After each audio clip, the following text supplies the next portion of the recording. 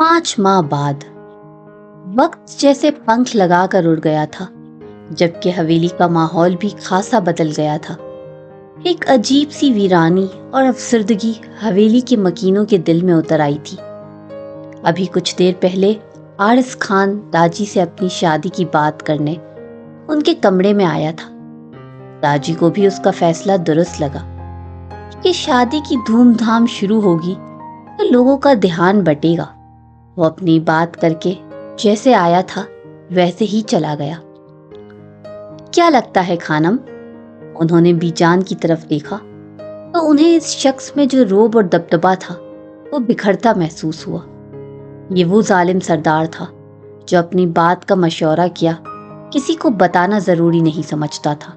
और आज खान जी, ये हो जाए तो बहुत बेहतर होगा, उन्होंने कहा, मगर वो कुछ उलझी हुई सी लगी। क्या बात है खानम? जी वो उरूप साईं कभी आपकी बात नहीं टालेंगी। उन्होंने जैसे उन्हें एक और कदम उठाने की तरफ रागिब किया तो वो उनका चेहरा देखने लगे। कुछ हद तक तो वो उनकी बात की गहराई भांप चुके थे। चलो फिर, वो अचानक ही उठे। मैं भी? बीजान ने हैरत से कहा तो उन्होंने बस सर हिला दिया और इनके साथ अरूप के कमरे की तरफ चल दी। अरूप के लिए ये खबर किसी सदमे से कम नहीं थी। उसने बीजान की तरफ देखा तो जो दाजी के साथ ये खबर लेकर आई थी। अरूप बच्चे, हमने तुम्हारी शादी का फैसला लिया है। मैं कोई एतराज तो नहीं है ना बच्चे? दाजी का अंदाज बहुत आजिजी और अपनायत लिए हुए था। पहली बार दाजी का ये रूप देख रही थी। ये वही शख्स था जो सिर्फ हुक्म सुनाया करता था, पर आज वक्त की सितम जरीफी और खानदान का शिराजा बिखरने से टूट सा गया था। वो उन्हें इनकार करने की हिम्मत ही ना कर पाई और फर्मा बरदारी से सर हिला गई। दाजी का सीना फखर से चौड़ा हो गया। उन्होंने इसके सर पर हाथ रख उसे ढेरों दुआएं दे डाली। सुर्ख सूजी आंखों से खिड़की से पार वो चांद को देख रही थी, मगर अंदर की बेचैनी और मुस्तकबिल का खौफ उसे चैन नहीं लेने दे रही थी। एक ऐसे शख्स से शादी जो बदनाम गलियों का राही हो, रात रात भर नशे में डूबा रहे, ये सोच आते ही उसकी आंखों से भल भल आंसू जारी थे। और ऐसे शख्स को इसकी किस्मत में बांध दिया गया था। दाजी का फैसला था कि शादी की तकरीबात जल्द अज जल्द शुरू की जाए, जबकि बाकी किसी ने उनके खिलाफ जाने की कोशिश नहीं की। सब बदल रहा था, सभी बहुत खुश थे, सिवाय अरूप के। वो जैसे अंदर ही अंदर अपने नसीब पर मातम गुना थी। रुखसती का शोशा भी छोड़ दिया गया था। शादी धूमधाम से होनी थी और जो खवातीन कभी बाजारों के चक्कर न लगाती थी, अब उन पर भी पाबंदी खत्म कर दी गई थी। सब चीजें खवातीन अपनी मर्जी से लेकर आई थी। उरूप को किसी से कोई गर्ज नहीं था। वो तो आने वाले कल का सोचकर खौफजदा थी। आरिस खान को लेकर एक अजीब सा डर उसके दिल में बैठ गया था। हवेली में शादी की तैयारियां होते देख जैसे उसे होश आया था। ये सब क्या हो रहा था? सभी खुश थे, पर वो अजीब सी कैफियत का शिकार थी। जबकि आरिस खान के लिए तो सब ख्वाब सा था। वो हुस्नो मासूमियत का पैकर जल्द ही उसकी दस्तरस में आने वाली थी। वक्त जैसे हाथ से रेत की तरह फिसला था। आज आरिस खान और उरूप की मेहंदी थी। मेहंदी के लिहाज से हवेली के लॉन की तमाम सजावट पीले गेंदे के फूलों से की गई थी। रंग बरंगी लड़ियां और बड़की कुमकुमे माहौल को मजीद हसीन बना रहे थे। सब मर्द हजरात शादी की तैयारियों में जोशो खरोश से हिस्सा ले रहे थे, जबकि खवातीन भी तमाम कामों को एक नजर देखते तैयार होने के गर्ज से अपने कमरों की जानिब चल दी थी। बालाज खान भी तैयार होने के लिए रूम में आया। वो इस वक्त रफ से हुलिये में ट्राउजर शर्ट जेबतन किए था। चेहरे पर थकन के तासुरात आया थे। वो फ्रेश होकर चेंज किए बाहर आया तो शानजे आईने के सामने खड़े शाने पे दुपट्टा सेट करती दिखाई दी। वो मेहंदी की मुनासिबत से پیلے اور ہرے رنگ کے امتزاج کا خوبصورت سا لہنگا زیب تن کیے، نازک موتی کے پھولوں کی جویلری پہنے سادگی میں بھی بہت دلکش لگ رہی تھی۔ اس نے مہندی کی تقریب کا سوچتے ہلکا ہلکا میک اپ کرنے کو ہی ترجیح دی تھی۔ آنکھوں میں کاجل کی ایک دھار ڈالے جسے اس کی بڑی بڑی آنکھیں مزید دو آتشہ ہو گئی تھیں۔ بڑے بڑے لبوں پر گلابی رنگ کی لپسٹک ایک الگ بہار دکھلا رہی تھی۔ دوپٹہ سیٹ کرنے کے بعد اب وہ ہم رنگ چوڑیاں نکالنے لگی۔ بالاج خان کی کمرے میں موجودگی کو وہ سرے سے نظر انداز کرتے چوڑیاں پہننے کو تھی کہ بالاج خان اس وقت اس کے سامنے آتے، اس کی کلائی تھامے بہت نرمی اور محبت سے اسے چوڑیاں پہنانے لگا۔ اس نے ایک بھرپور استحقاق بھری نگاہ شانزے پر ڈالی تھی جو اب مکمل طور پر اس کی ہو چکی تھی، لیکن اس رات کے بعد ایک خلش تھی درائی تھی ان کے درمیان جو اس کو بے تحاشا کھٹک رہی تھی۔ اسے شانزے کی بے گناہی کا علم کچھ دن بعد ہی ہو چلا تھا۔ بالاج خان نے بارہا اسے معافی مانگنے کی کوشش کی تھی، لیکن شانزے نے نظر اندازی میں ٹھیک طرح سے جواب دینا بھی گوارا نہیں کیا تھا۔ اس کی سمجھ سے بالا تر تھا کہ آخر وہ چاہتی کیا تھی۔ سب گھر والوں کے ساتھ اس کا رویہ بہت بہتر ہو گیا تھا، پر بالاج خان زادہ کی طرف اس کا یوں نظر انداز کر دینے والا رویہ بالاج کے غصے کو ہوا دے رہا تھا۔ چوڑیاں پہناتے ہی بالاج نے اس کی مومی کلائی اپنے چہرے کے قریب کرتے جیسے اپنے لب رکھنے چاہے کہ وہ اسے دھکا دیتی دور ہوئی۔ بالاج پلیز۔ شانزے نے اپنی آنکھیں بند کی اور لڑستے ہوئے اس سے دور ہوتی خود کو مضبوط ظاہر کرتے بولی۔ اس کے ساتھ ہی برابر سے باہر جانے کے لیے آگے بڑھی، مگر بالاج خان نے آگے بڑھ کر اس کا راستہ روک لیا۔ شانزے کو خوفزدہ سی گھبراہٹ میں اپنا توازن کھو بیٹھی اور لہنگا پاؤں میں اٹکنے کی وجہ سے بیڈ پر گر گئی، مگر فوراً ہی خود کو سنبھالا اور سیدھی ہو کر بیٹھی۔ اب سمجھتے کیوں نہیں کسی سے زبردستی محبت نہیں کرائی جا سکتی، کسی کو زبردستی اپنے ساتھ باندھ کر نہیں رکھا جا سکتا، تو پھر آپ میرے ساتھ زبردستی کیسے کر سکتے ہیں؟ شانزے بیڈ پر بیٹھی سامنے کھڑے ہوئے شخص کی طرف سر اٹھا کر دیکھتے ہوئے چیخ کر بولی، اور پھر اپنے ہاتھوں میں منہ دیے پھوٹ پھوٹ کر رونے لگی۔ بالاج خان اس کے پاس بیڈ کے سرہانے گھٹنوں کے بل نیچے فرش پر بیٹھتا چلا گیا۔ شانزے کے چہرے سے اس کے ہاتھوں کو اپنے ہاتھوں سے ہٹا کر اس کے آنسو پوچھنے کے لیے بڑھتے ہوئے بالاج خان کے ہاتھ ہوا میں ہی رک گئے۔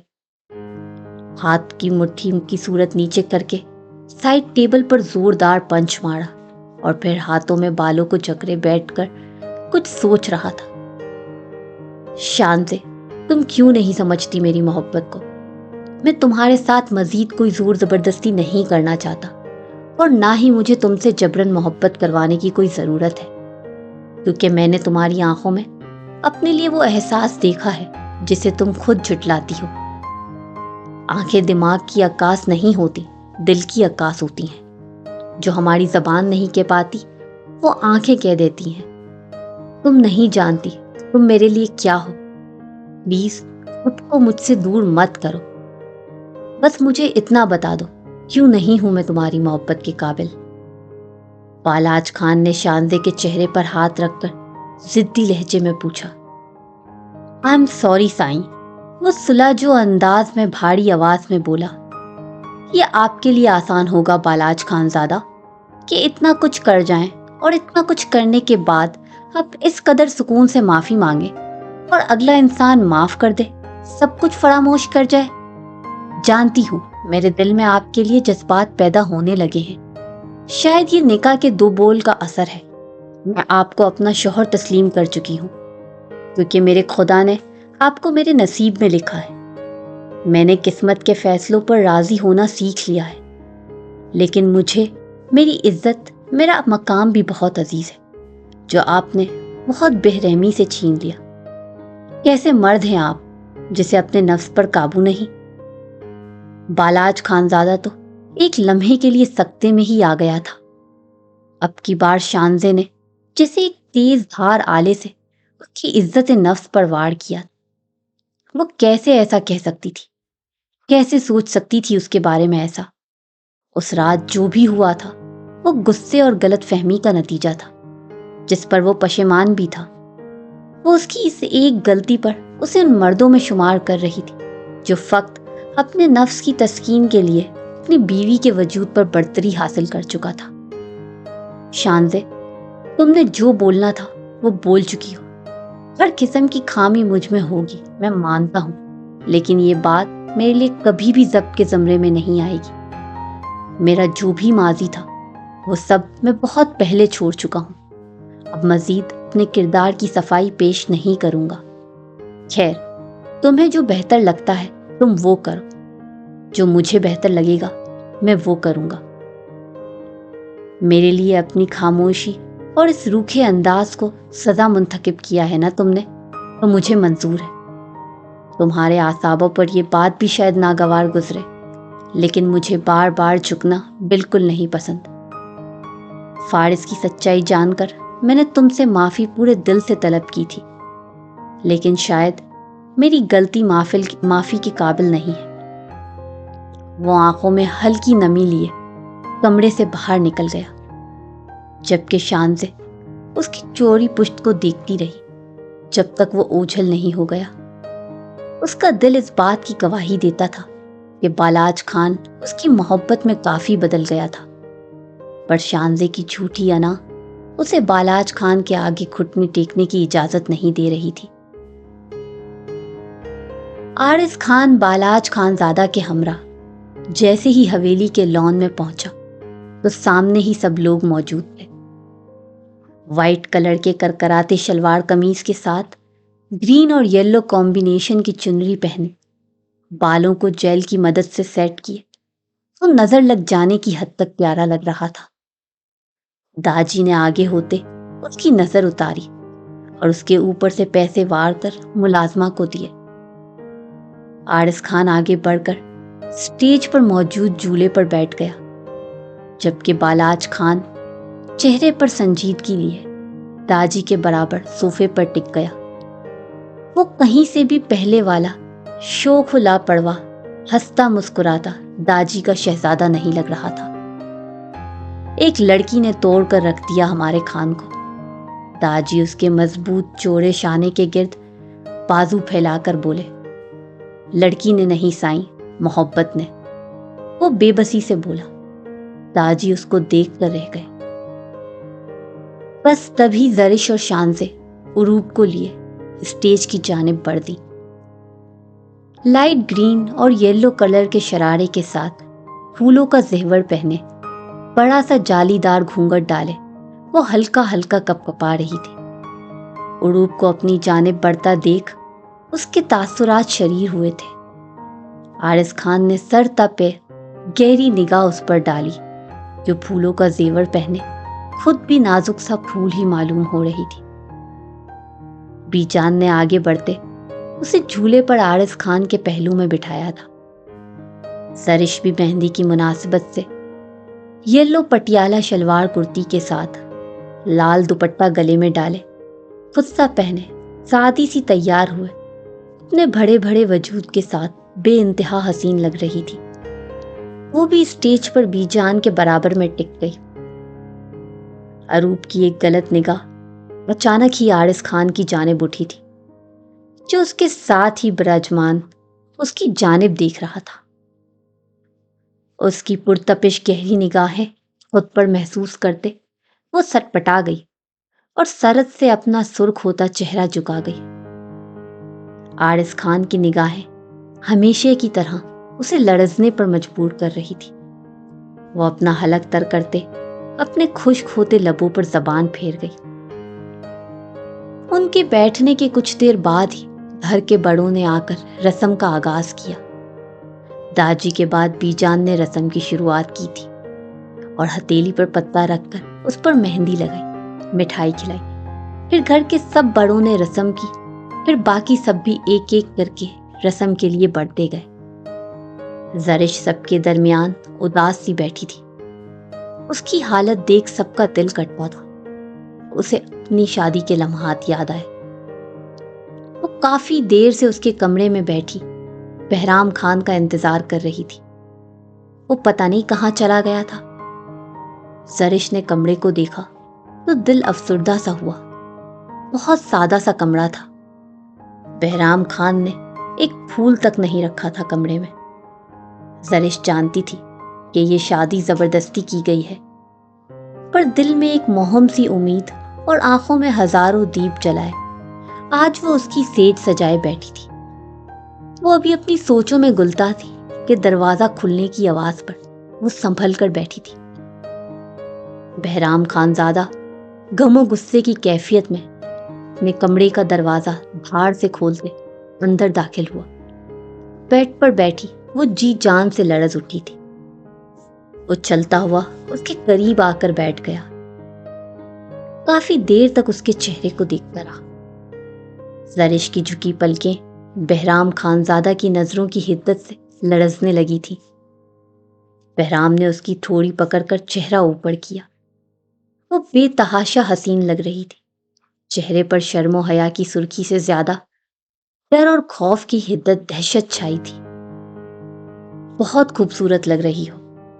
زرش نے نظریں اٹھا کر بہرام خان کو دیکھا اور پھر مسکراتے ہوئے نظریں جھکا لی۔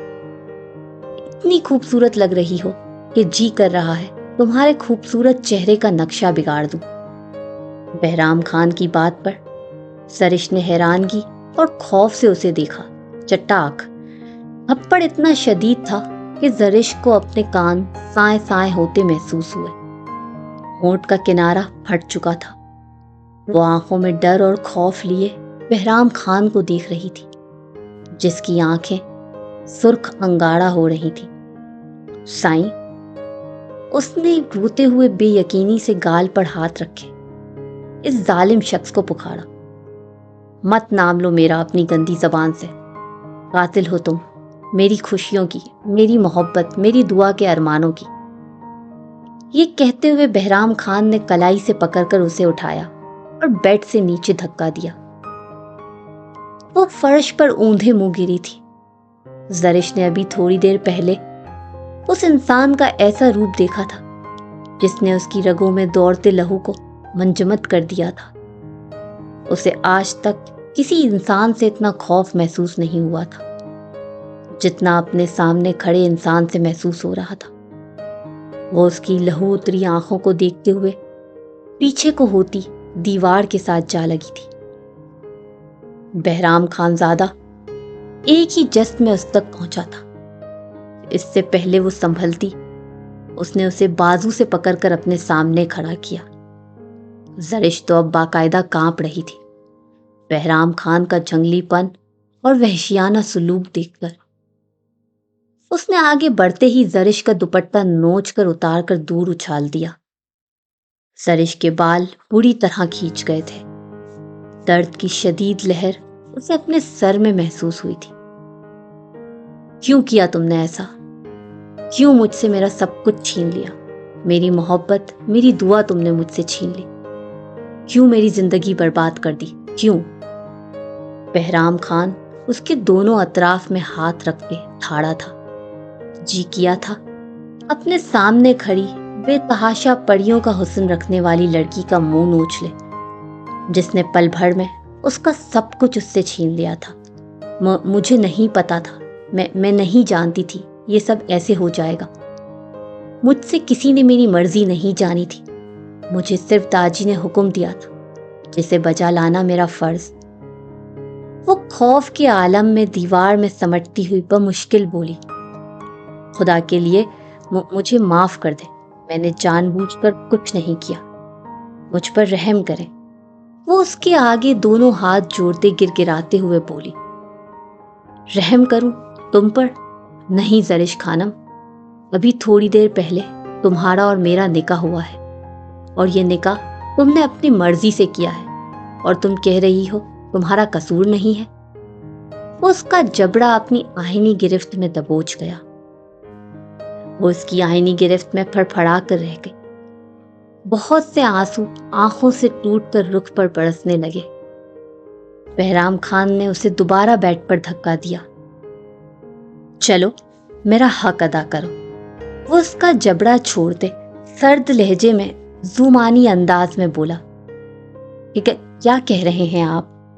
وہ اس کی بات کا مطلب سمجھتے شدید خوف زدہ سی بولی۔ کیا ہوا؟ داجی کا حکم تو چوں چاں کیے بغیر مان گئی۔ خانم، تو پھر شوہر کے حق ادا کرنے میں کیسی جھجک؟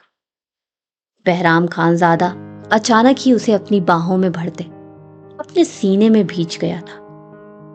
زرش خوف کے عالم میں کانپتی ہوئی اس کے سینے سے لگی ہوئی تھی۔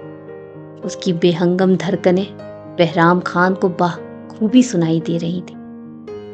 اس کا کانپنا محسوس کر کے وہ استہزائیہ مسکرا گیا۔ بہرام خان زادہ نے زرش کو خود سے الگ کرتے ہوئے اسے دھکا دیتے بیڈ پر لٹایا۔ پلیز مجھے بخش دیں، مجھے جانے دیں پلیز۔ وہ سسک رہی تھی پر بہرام خان پر غصہ سوار تھا۔ آج اسے کوئی نہیں روک سکتا تھا۔ اس نے بالوں سے پکڑ کر اس کا چہرہ اپنے سامنے کیا۔ تمہیں جانے دوں جس نے مجھ سے میری محبت، میری ماں سے ان کا مان، سب کچھ چھین لیا؟ اب تمہیں میں بتاؤں گا کسی سے اس کی عزت، اس کا مان چھین لیا جائے کیسا محسوس ہوتا ہے۔ میرے ساتھ ساری زندگی تمہیں اس کمرے میں گزارنی ہے جہاں سے اب رہائی ممکن نہیں۔ سسک سسک کر تڑپتے ہوئے مر جاؤ گی مگر مجھ سے رہائی نہ پا سکو گی۔ وہ اتنی شدت سے دھاڑا تھا کہ زرش کو اپنے کان کے پردے پھٹتے محسوس ہوئے۔ اس نے خوف و دہشت کے عالم میں اپنے کانوں پر ہاتھ رکھے۔ اب میری بیوی بن کر تمہیں پل پل حساب دینا ہوگا۔ بہرام خان تم سے ہر روز، ہر پل اپنی بربادی کا حساب لے گا۔ اس نے سرخ آنکھوں کے ساتھ ریش و اشتعال میں دھاڑتے ہوئے اس پر جھکتے اس کے لبوں کو اپنی سخت گرفت میں لیا تھا۔ بہرام خان زادہ اس پر بری طرح حاوی ہوتے اس معصوم جان سے اپنی موڑے کی بےزتی اور اپنی محبت کی ناکامی کا بدلہ اس کے نازک بدن پر اپنی وحشی بربریت کی چھاپ چھوڑتے لے رہا تھا۔ بیڈ پر روتے ہوئے خوف کے عالم میں اپنی سسکیاں تک روک چکی تھی۔ زرش بیٹا، اور رسم کر لو۔ موڑے کی آواز پر جیسے وہ اپنی سوچوں سے باہر آئی تھی۔ بہرام خان نے اسے سکھ دیا ہی کب تھا کہ وہ اس ظالم کے بارے میں پھر سے سوچتی۔ وہ اپنے دماغ کو جھڑک گئی کہ اب وہ اسے کبھی نہیں سوچے گی، بس، اور بے دردی سے اپنے آنسو صاف کیے۔ یہ آخری بار تھا۔ اس نے اپنا دماغ دوسری طرف لگایا۔ ساتھ بیٹھی ہوئی عروق کے وجود سے آتی اپٹن اور مہندی کی ملی جلی مہک نے ایک لمحے کے لیے آرس خان کو سب کچھ بھلاتے اس کے حواس چکرے تھے۔ وہ بوجھل انداز میں اس کی کپ کپاتی پلکوں کو دیکھ رہا تھا جو سرخ ہوتے آرس پر جھکی ہوئی تھی۔ اس کے یوں ٹکٹکی باندھ کر دیکھنے پر عروق کی دھڑکنیں زیر و زبر ہوئی تھی۔ اس کا والہانہ انداز اور یوں سب کے سامنے بے باکی سے دیکھنا عروق کی ریڑھ کی ہڈی میں سنسناہٹ دوہرا گیا۔ سب محفل میں مصروف تھے۔ کھانے کا دور چلا۔ سب مہمان ایک ایک کر کے رخصت ہوئے اور شام اپنے اختتام کو پہنچی تھی۔ عروق اپنے کمرے میں آئینے کے سامنے کھڑی خود کو دیکھ رہی تھی۔ کچھ دیر پہلے مہندی کا فنکشن ختم ہوا تھا۔ ابھی اس نے ہاتھ بڑھا کر اپنے دوپٹے کو پن سے آزاد ہی کیا تھا کہ تبھی اس کے کمرے سے ملحقہ کھڑکی کے راستے احتیاط سے بنا آواز کیے آرس خان کود کر اندر آیا تھا، چمکتی آنکھوں سمیت مسکراتے ہوئے عین اس کے پیچھے جا کھڑا ہوا۔ آئینے میں ان دونوں کا عکس ایک ساتھ ابھرا تھا۔ آرس خان نے ایک بھرپور محبت بھری نگاہ عروق پر ڈالی تھی۔ زرد کلر کی شارٹ کرتی پہنے، ساتھ لائٹ گرین اور یلو کمبینیشن کا لہنگا پہنے جس پر گولڈن گوٹے کا کام ہوا تھا۔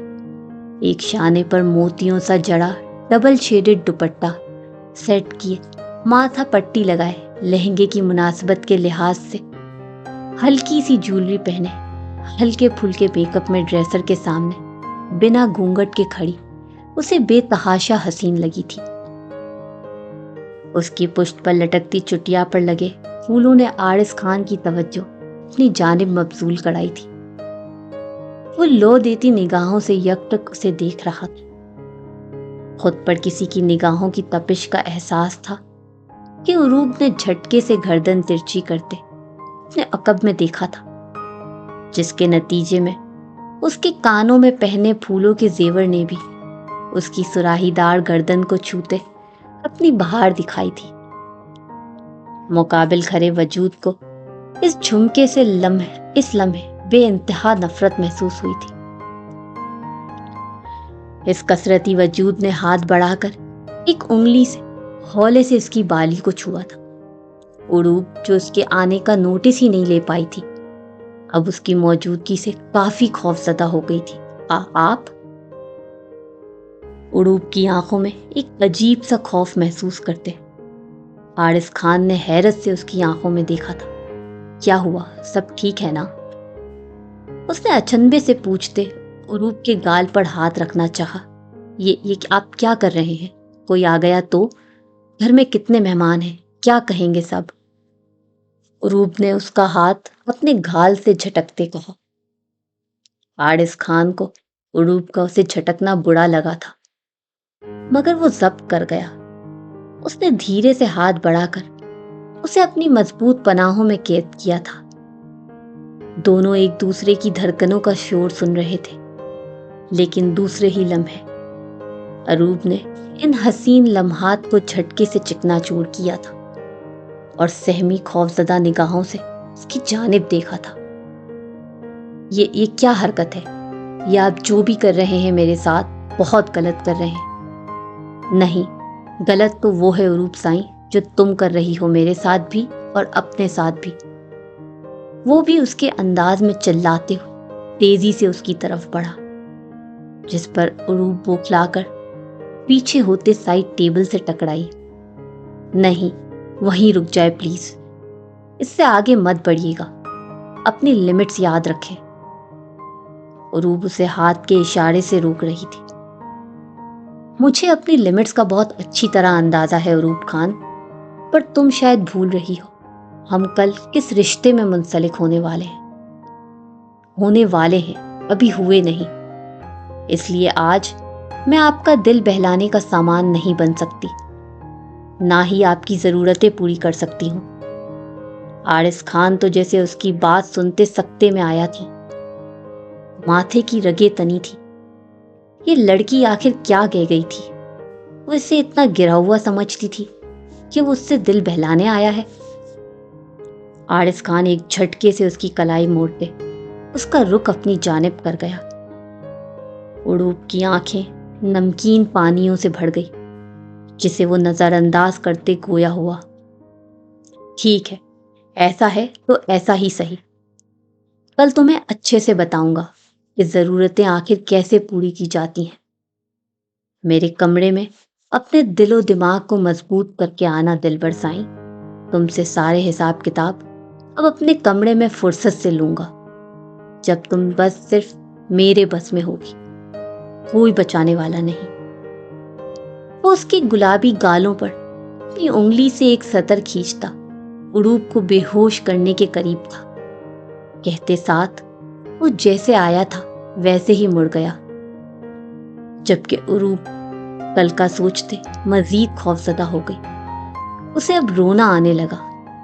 वो वैसे ही ऊंधे मुंह बेड पर लेट गई। ना जाने कब उसकी आंख लगी, उसे खबर ही ना हुई।